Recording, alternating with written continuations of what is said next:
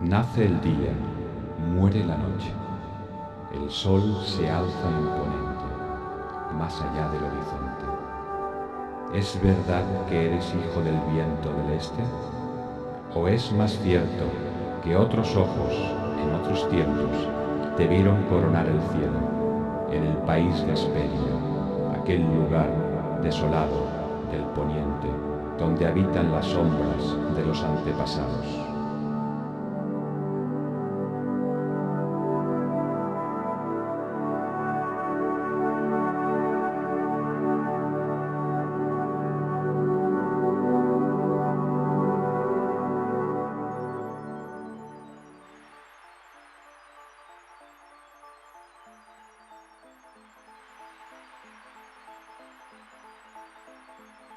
En el imaginario mundial, una serie de mitos y tradiciones se repiten una y otra vez, con algunas variaciones pero con numerosos puntos en común.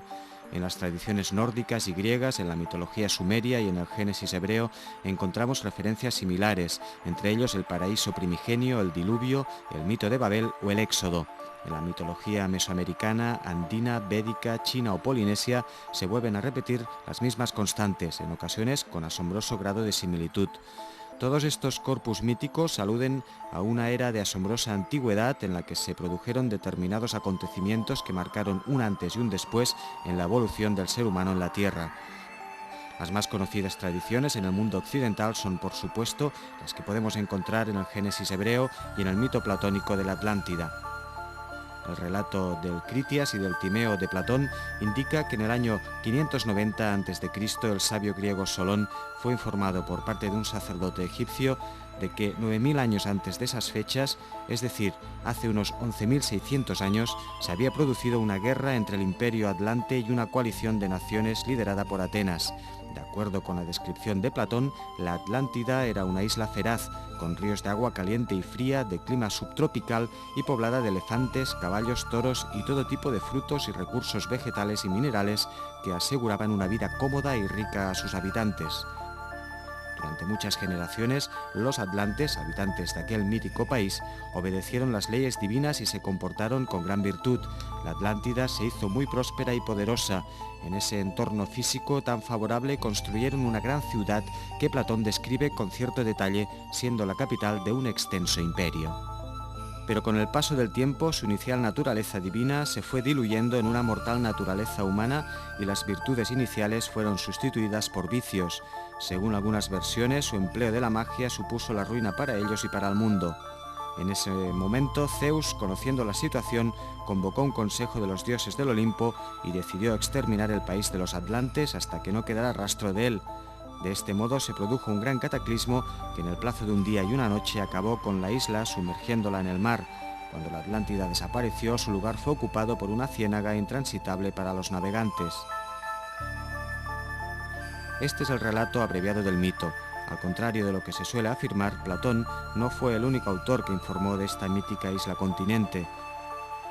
El llamado Libro de Enoc se refiere a un país situado en el este del este, donde se encuentra el árbol de la vida y el del conocimiento, y donde los ángeles caídos enseñaron a las gentes los secretos de la ciencia, así como de toda impiedad y perversión.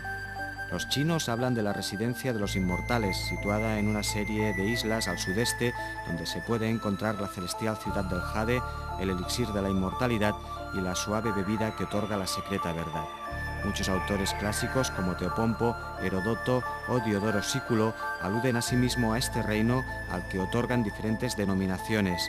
Teopompo se refiere a Merópide, que recibe su nombre de Merope, una de las estrellas conocidas como Pléyades, hija del titán Atlas. Herodoto habla de Eritrea y Diodoro le da, como Platón, el nombre de Atlántida. Tanto Platón como Diodoro Sículo explican que la Atlántida fue la residencia de los dioses y, al igual que Herodoto, consideran que los hechos que relatan los mitos sucedieron hace más de 10.000 años. Según Teopompo y Herodoto, en esos tiempos el sol salía por donde hoy se pone. Diodoro hace un relato pormenorizado de la cronología atlante, de sus reyes y de sus hazañas tecnológicas e históricas. Pero estos no son los únicos relatos que hacen referencia al origen de la civilización. San Agustín en La ciudad de Dios, Plutarco en De Isis y Osiris y autores como Píndaro, Estrabón o Apolodoro nos informan de la existencia de otros reinos míticos con tintes civilizatorios. Allí nacieron héroes que como Prometeo, Hermes, Esterces, Osiris o Apolo llevaron la luz y la ilustración al mundo. En definitiva, la tradición clásica nos habla de un antiguo reino perdido en las brumas del tiempo, famoso por su felicidad y su sabiduría, que fue destruido por algún acontecimiento de carácter catastrófico. Pero, ¿qué hay de las doctrinas históricas reconocidas por la ciencia ortodoxa? ¿Avalan el espíritu o la letra del mito?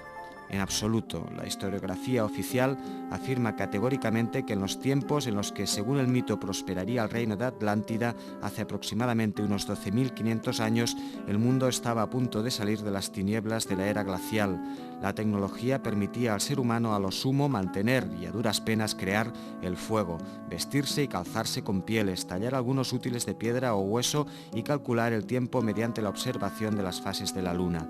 Tras la fusión de los casquetes polares, el planeta entró en una nueva fase climática conocida como óptimo holocénico. Entonces, lugares ahora inhóspitos como el centro del Sáhara eran fértiles y estaban llenos de vida.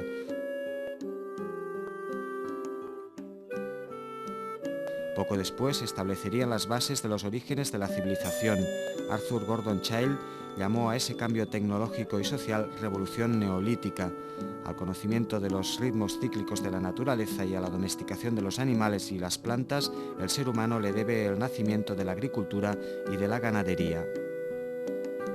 Los hombres y las mujeres empezaron a habitar en aldeas, la religión de cuño matriarcal, la construcción de acequias y canales, la invención del telar, la alfarería y el arado, el trabajo de los metales, el desarrollo de la vida urbana y la implantación de los primeros reinos, todos ellos serían diversos hitos que llevarían al ser humano a alcanzar superiores cotas de bienestar.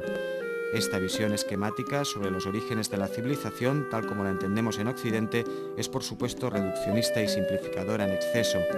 En primer lugar, porque el descubrimiento de la agricultura o la invención del arado no supuso inicialmente una mejora en la calidad de vida, sino bien al contrario.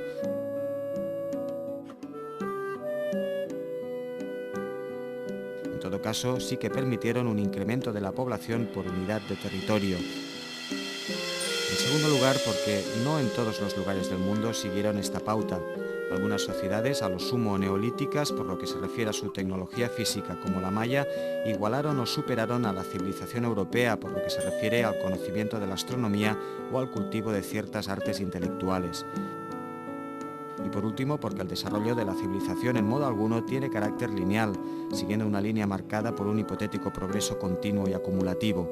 Más adelante comprobaremos que las sociedades antiguas disponían de saberes tecnológicos y conocimientos que aún hoy nos asombran. Solo por ello hemos de poner en cuestión la creencia de que hace 10.000 años el mundo entero estaba habitado por hordas de cavernícolas salvajes y primitivos.